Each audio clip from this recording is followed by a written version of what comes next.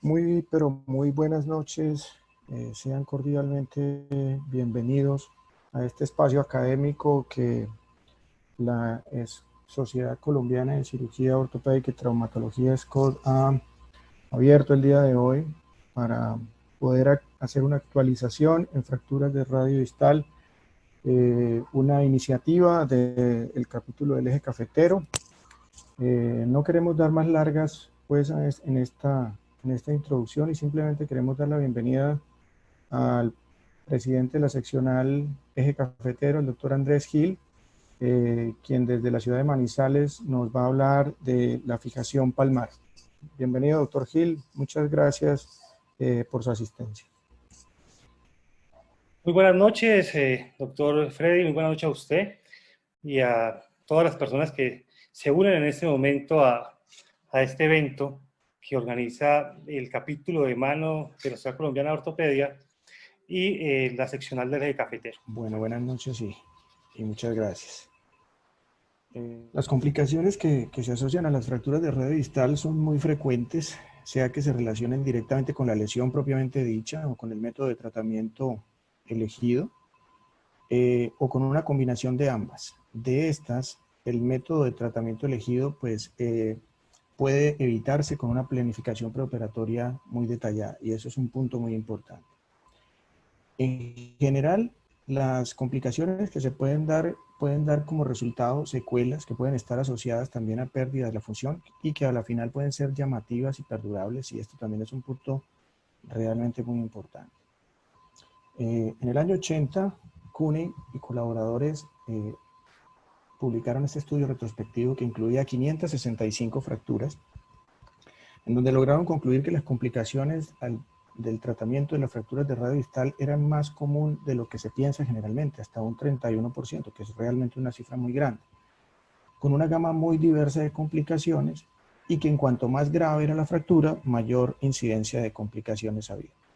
Existen una serie de categorías en las que puede uno encasillar las complicaciones que se suceden durante el tratamiento de una fractura de radio distal, y estas pueden ser óseas, de tejidos blandos y articulares, y por obvias razones del tiempo voy a hablar de algunas de ellas. El ortopedista no solo debe ser una persona conocedora de las lesiones más comunes de la extremidad superior y de los tratamientos actuales, de los últimos implantes y demás, sino también que debe conocer cuáles son las posibles complicaciones a las que se enfrenta, tratar de evitarlas y, en el peor de los casos, saber cómo resolverlas. Es importante decir en este momento que el seguimiento de estos pacientes es muy importante, no solo de estos, sino de todos, porque usted, cuando sigue un paciente de forma cercana, puede detectar a tiempo las complicaciones que se puedan suceder durante el tratamiento y definir tempranamente cuál es la mejor opción para su corrección. Ya entrando en materia, entonces, desde el punto de vista de las lesiones nerviosas, esta tiene una incidencia entre el 0 al 17% en el tratamiento de las fracturas del extremo distal del radio. El nervio mediano es el más comprometido de todos estos, seguido del nervio cubital y el nervio radial, que se afecta en su rama sensitiva cuando se está fijando la estiloides del radio, y es producto de la anatomía per se de estas estructuras nerviosas que se exponen a un alto riesgo. Así lo demuestra este estudio de Benz y Gelberman, en donde lograron concluir que el nervio mediano y el radio están en una íntima relación de tan solo 1 centímetro en el antebrazo, pero cuando llega a la muñeca es de solo 3 milímetros, y eso explica el mayor porcentaje de afectación. El síndrome del túnel del carpo agudo es más común en aquellas fracturas severas, simplemente por el desplazamiento y por el compromiso de los tejidos blandos. Además, en aquellas fracturas que se han hecho múltiples intentos de reducción y en aquellas fracturas que se inmovilizan en posición extrema, cosa que está contraindicada, pero que sigue siendo común en nuestro tiempo. Todos estos van a propender un aumento en la presión del túnel del carpo, que va a desarrollar síntomas, y que es obligatorio entonces que nosotros hagamos un examen físico cuidadoso simplemente para identificar esos pacientes que lo pueden estar desarrollando. Ojo con esos pacientes que tengan manos y muñecas edematizadas. La recomendación con ellos es evitar las inmovilizaciones circunferenciales y en ellos tratar de utilizar inmovilizaciones bivalvas para evitar complicaciones asociadas. Es importante entonces enfatizar en este tipo de pacientes que haya movilización activa de los dedos. Además de eso, mantener la mano en alto es otra recomendación muy importante, y considerar la descompresión quirúrgica en aquellos pacientes que tengan síntomas severos o progresivos, o en aquellos pacientes en donde usted predeciblemente, después de haber fijado la fractura, considere que necesita hacer una descompresión porque hay mucho edema y está cerrando las heridas con algo de tensión, porque a largo plazo los resultados han sido mejores cuando la liberación se hace tempranamente. En cuanto a las lesiones tendinosas, estas pueden ser producto de la lesión mecánica o de una lesión vascular, y esto secundario directamente a la fractura o al procedimiento quirúrgico o a un implante voluminoso, o en el peor de los casos a socio de algunas de estas. Tanto los flexores como los extensores han sido asociados a grados variables de lesión que pueden ir desde la irritación hasta a través de las adherencias, la estenosinovitis, la laceración y la ruptura, como vemos en este caso, en donde no existe el flexor largo del pulgar. Históricamente, los tendones extensores fueron publicados con unas cifras inaceptablemente altas de rupturas durante la fijación de las fracturas del extremo distal del radio por vía dorsal, y esto tal vez producto de la popularización de la técnica utilizando implantes voluminosos que en algunos de los casos no estaban diseñados para ello, pero tal vez han sido las mejoras en los nuevos implantes. Ya tenemos implantes anatómicos, la indicación precisa, como ya lo hablaba Andrés. Al parecer eso ha reducido las complicaciones, y así lo demuestra la literatura, que en muchos de estos estudios, utilizando fijación dorsal con placas anatómicas de bajo perfil, no se han reportado lesiones tendinosas de los extensores, pero sí han tenido que retirar los implantes entre un 8 a un 10% por síntomas irritativos. En otros casos, la afectación de los extensores puede ser producto de la protrusión dorsal de los tornillos cuando fijamos una placa del radio, cuando fijamos una fractura de radio distal con una placa volar. Y así lo demuestra DiGeorge en esta corte, que incluye 647 fracturas de 636 pacientes, encontrando finalmente que habían 16 tendinopatías, 3 rupturas, y de estas 3, 2 comprometían al extensor largo del pulgar. Algo que hay que tener en claro en el tema de los implantes es que el radio tiene una forma piramidal.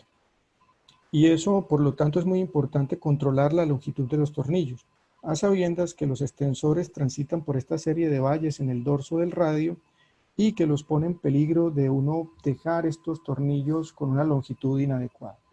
¿Qué hacer entonces para evitar que esos tornillos nos queden largos? En el año 2009, Jacob y Clay publicaron esta vista radiográfica intraoperatoria que denominaron Skyline View, y que se toma de esta forma, y que lo que hace es permitir la evaluación de la penetración dorsal de nuestros implantes, o al mismo tiempo evaluar el tubérculo de Lister y la cortical dorsal. ¿De qué otra forma podemos valernos entonces nosotros para evitar que nuestros tornillos terminen afectando los tendones extensores? Y en este estudio se concluyó que la utilización de tornillos del 75% de la medición bicortical tienen ofrecen una estabilidad similar a los tornillos del 100%. Y de esa forma también evitamos que nuestros tornillos invadan la cortical dorsal, exponiendo a riesgo nuestros tendones extensores. Asadolahi, en esta revisión sistemática de la literatura, logró concluir que los tendones más afectados cuando uno aplicaba un implante volar para fijar el radio distal los tendones más afectados eran el flexor largo del pulgar y el flexor común del índice. Ya lo han venido mencionando, y una de las cosas tal vez más importantes que se ha tenido en cuenta y que se ha dado como recomendación es el posicionamiento del implante, que es un factor contribuyente para la irritación del flexor largo del pulgar. La recomendación número 1 es la familiarización con la anatomía de esa estructura. Ya nos han venido recalcando en charlas anteriores el doctor Gil y el doctor Julián de la importancia de conocerlo y saber que este es el límite más distal para aplicar su implante. En este estudio, Song y colaboradores diseñaron un sistema de clasificación que evalúa la ubicación de placas molares mediante criterios radiográficos, y ellos lo que hacen es que trazan una línea, esta línea que está aquí azul, que va por la cortical volar de la diáfisis y digamos, se prolonga hacia distal, y otra línea que va a cortar, ¿cierto?, el borde más volar de la metáfisis distal del radio, y se va a trazar paralela a esta línea azul. Esa línea amarilla se va a llamar línea crítica, y los grados 0, 1 y 2 van a hacer referencias al nivel de prominencia del implante sobre la línea crítica o sobre la línea de las aguas, y cuanto mayor es el grado de esta clasificación, mayor es la posibilidad de afectación de nuestros tendones flexores. Si bien es cierto que la inserción del pronador para cubrir el implante no ha notado, o no se ha notado, no se ha publicado una diferencia epidemiológicamente significativa, es una recomendación noble hacerlo en la medida de lo posible, simplemente para evitar el contacto directo del tendón con el borde de la placa. Los clavos de Kirchner han sido un método de fijación muy popular por su costo, pero también han sido reportados en la literatura con lesiones tendinosas específicamente del extensor largo del pulgar. Y así lo demuestran estos estudios. Este estudio de Carantana, con una cohorte de 64 pacientes, publicó una ruptura del extensor largo del pulgar, y Chaudhry y colaboradores en su estudio, que era un metaanálisis que incluía 875 pacientes y 7 ensayos, con 6 rupturas tendinosas, una incidencia realmente baja del 0.7%. Si bien es cierto que la incidencia de estas lesiones relacionadas con la fijación percutánea es baja, porque se puede suceder esta suerte de empalamiento de las estructuras nobles, hay en la literatura recomendaciones básicas para evitarlas. Y este estudio de Chia nos habla de que cuando vamos a acceder a las estiloides del radio para fijarla, hay que hacerlo bajo visión directa. Incida la piel, separe las estructuras, aplique su implante con toda tranquilidad. Y si lo va a hacer en el dorso del radio, no lo haga más de 5 milímetros cubital al blister, porque va a afectar los componentes del cuarto compartimento. Se puede pensar, después de todo lo que he dicho hasta ahora, que el manejo conservador está exento de lesiones tendinosas, pero en una revisión retrospectiva de fracturas no desplazadas del radio distal y manejadas de forma conservadora, encontraron una incidencia de hasta el 5% de lesiones del extensor largo del pulgar. Y estas lesiones parece ser que se producen por una de dos vías. Una lesión producto del desgaste, secundaria a la fricción durante la excursión del tendón a través de las irregularidades de la cortical dorsal, y dos, por compromiso vascular producto del aumento de presión de la vaina tendinosa secundaria al hematoma, una vaina tendinosa indemne, secundaria al hematoma o al desplazamiento. Entonces, la mejor forma de tratar estas fracturas es la prevención. Si usted tiene un paciente que tiene una fractura radiodistal, usted lo está tratando, y además de eso el paciente presenta dolor, bien volar o bien dorsal, ¿cierto? Y además de eso hay crepitación durante la flexión de los dedos, pues la recomendación es retirar el implante de manera urgente, si lo ha utilizado. Si usted lo que ha hecho es un tratamiento conservador con ese paciente, la recomendación definitiva es entrar a retirar las espículas óseas que pueden estar irritando ese tendón. En algunos casos, la preocupación nuestra es evaluar, pues los pacientes pueden llegar tempranamente, es evaluar el estado de consolidación al mismo tiempo que podemos evaluar signos indirectos de irritación. Y podemos valernos entonces de una tomografía o de una ecografía, y recordar algo muy importante, que el paciente puede presentar o impotencia para hacer, en el caso de alguna lesión tendinosa extensora, de la extensión de la interfalángica del pulgar, o puede tener debilidad para ello, y eso puede ser producto de un atrapamiento. Entonces, por eso la valoración radiográfica es importante. Entonces, ya después de que usted diagnosticó que está en riesgo, la exploración inmediata es el paso a seguir. Y eso simplemente para prevenir cosas peores. Y así que hagan definitivamente que la reconstrucción sea muy difícil. Si usted definitivamente está enfrente de una ruptura, las transferencias o los injertos son el camino. En el caso en particular de la lesión del flexor largo del pulgar, lo más importante, o digamos el objetivo del tratamiento, es lograr la flexión de la interfalángica del pulgar. Y eso se puede hacer mediante una transferencia del flexor superficial del tercero del cuarto, o como lo vemos en esta imagen, usando un injerto intercalar del palmaris longus, permitiendo así la recuperación de dicha función. Pero esto fue lo que pasó con esta paciente. 6 meses antes la habían fijado con esta placa, que es una placa, como todos quisiéramos, una placa de ángulo variable con tornillos corticales y bloqueados, en fin, todas estas posibilidades, pero lo decía bien Andrés, que no porque usted tenga la mejor placa va a lograr buenos resultados en su reducción. Entonces esa reducción depende importantemente de nosotros. Y lo que decía yo hace un momento es tratar de que este borde prominente de la placa no se ponga en contacto del flexor, porque allí definitivamente es donde se va a romper. O algún otro caso de una paciente que tiene un trauma en extensión y asiste a la urgencia. En la radiografía no se encontró nada, 3 meses, persistía con el dolor hasta que notó la impotencia para flexionar la interfalángica, para extender la interfalángica del pulgar, y se tomó esta resonancia magnética evidenciando esta lesión. Si el caso es una lesión del extensor pollicis longus, una transferencia del extensor propio del índice es una muy buena conducta. La consolidación viciosa se produce fundamentalmente cuando un hueso cicatriza con una alineación inadecuada, con alteraciones en la longitud o con incongruencia articular, o en el peor de los casos producto de una combinación de todas estas. Es la complicación más frecuente desde el punto de vista óseo y representa al 11% de complicaciones de las fracturas tratadas quirúrgicamente y el 23% de las fracturas tratadas de forma ortopédica. No hay, digamos, una forma de definir qué es una consolidación viciosa, y para ello entonces nos debemos valer de las mediciones radiográficas aceptadas. Y entonces la consolidación viciosa la podemos definir como una altura radial menor a 10 milímetros, un escalón articular mayor de 2 milímetros, una inclinación dorsal mayor a 10 grados, una varianza cubital mayor de 2 milímetros o una altura radial menor de 10 milímetros. Las consolidaciones pueden ser tanto intra como extraarticulares, y ellas pueden hacer parte de un amplio espectro de alteraciones que pueden ir desde la simple alteración en la alineación radiográfica hasta deformidades incapacitantes enmarcadas en un cuadro de dolor significativo o de deterioro funcional, o ambas.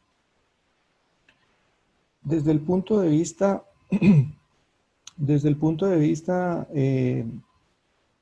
al igual que en muchas otras de las afectaciones que se suceden en la mano y la muñeca, el grado de normalidad radiográfica no se correlaciona con la gravedad de los síntomas, y esto es muy importante. Por mucho que uno vea de pronto torcida una muñeca, pero si el paciente está funcionando muy bien en la radiografía, pues digamos que hay que entrar a negociar con el paciente la posibilidad de tratamiento. Esto ya lo sabemos, y esto nos lo dijo Ori, la transmisión de la carga desde el carpo a la muñeca o al antebrazo se hace en un 50% a través de la fosa del escafoides, en un 35% a través de la fosa del lunado y en un 15% entre el domo del cúbito y el fibrocartílago triangular. Pero hay algunas cosas que pueden alterar esa transmisión de la carga, y es la posición del antebrazo. Y en este estudio de Saban lograron concluir que muchas más cargas se transmiten desde la posición neutra hasta la posición en supinación de 60 grados. Esa relación en la transmisión de la carga se puede ver llamativamente alterada, y así lo demostraron Werner y colaboradores en este estudio, que con solo un acortamiento de 2.5 milímetros del radio, el aumento de la carga a través del cúbito se hacía hasta de un 42%. Y efectos similares se han logrado alterando la angulación dorsal, y miren cómo con solo una deformidad dorsal de 40 grados, esa carga de la muñeca puede aumentarse hasta en un 65%. El acortamiento radial tiene efectos realmente perjudiciales adicionales, ya que altera la congruencia de la articulación radiocubital distal y aumenta la tensión del fibrocartílago triangular, producto de una varianza cubital positiva residual que permite que el domo del cúbito choque con el carpo cubital, permitiendo así los diferentes grados de lesión del fibrocartílago triangular y la producción de degeneración de la articulación ulnocarpiana. Estas dos condiciones van a generar dolor y alteración en la pronosupinación de la muñeca. No olvidar que la disminución de la fuerza de agarre y el deterioro en la apariencia estética también son síntomas muy importantes que debemos considerar cuando estamos evaluando a un paciente con una consolidación viciosa.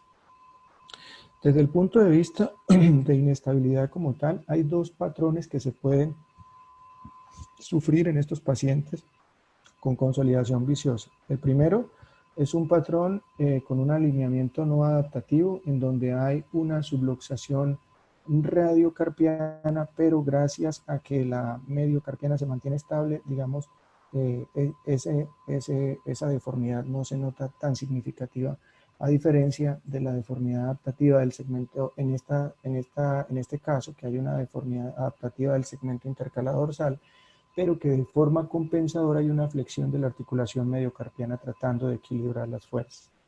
Si no se logra entonces interrumpir o afectar esa interrupción mecánica que hay, indefectiblemente lo que va a sufrirse es una degeneración de los componentes articulares de la muñeca, y por eso la osteotomía correctiva se recomienda que se haga lo antes posible. Ojalá apenas se haga el diagnóstico, además que la idea fundamental es prevenir además las contracturas que van a dificultar de alguna forma ganar la longitud del hueso y que van a representar aún mayor dolor en los pacientes.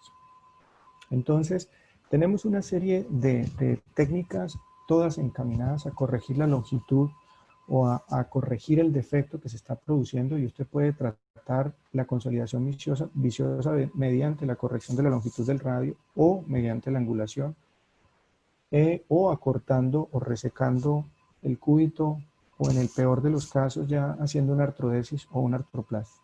Realmente el objetivo de todas estas técnicas es volver a recuperar la anatomía de la muñeca y su función, y evitar que ésta se deteriore a través del tiempo. Cuando ya el cirujano y el paciente han decidido que la opción es la osteotomía o es la cirugía o la corrección quirúrgica, pues por lo menos el planeamiento debe ser muy detallado. Digamos que ese es el punto fundamental para poder lograr el éxito en este tipo de técnicas quirúrgicas. Y por lo menos uno debe tener una radiografía preoperatoria tanto de la muñeca afectada como de la muñeca contralateral, simplemente para poder pormenorizar la deformidad o el conjunto de estas, y así lograr definir la dirección de la osteotomía, si es dorsal, si es volar, si es de cuña cerrada o si es de cuña abierta, si necesita o no de forma complementaria injerto, o si necesita hacer un procedimiento del lado cubital de la muñeca. La TAC y su reconstrucción ha venido ganando muchos adeptos simplemente para evaluarla y determinar la alineación, pero también ha demostrado que nos ayuda a facilitar la cirugía, toda vez que se permite diseñar esta serie de plantillas que permiten hacer el corte en el sitio adecuado y la aplicación del implante de forma mucho más fácil, con mejores resultados funcionales. ¿Cuándo entonces hacer la osteotomía? Y para eso existen dos vertientes: una vertiente temprana, que dice que ojalá se haga antes de 8 semanas, o una vertiente tardía, que se haga antes de 40 semanas. De pronto es difícil que en nuestro medio los pacientes lleguen exactamente antes de las 8 semanas, pero muchas veces pasa esto, y esto es un paciente que fue fijado con un fijador externo, con una fractura intraarticular, pero que a las 6 semanas, cuando lo vimos, este paciente todavía tenía movimiento del foco, decidimos hacerle esta osteotomía, y sí, realmente parece ser que facilita la técnica, técnicamente el procedimiento, pero cuando tenemos fracturas que son más complejas, de pronto pueden ser aún más difíciles. Reduce el tiempo de incapacidad porque la estamos tratando mucho más tempranamente, y se tienen mejores resultados cuando se logra la consolidación completa y la resolución de la osteopenia.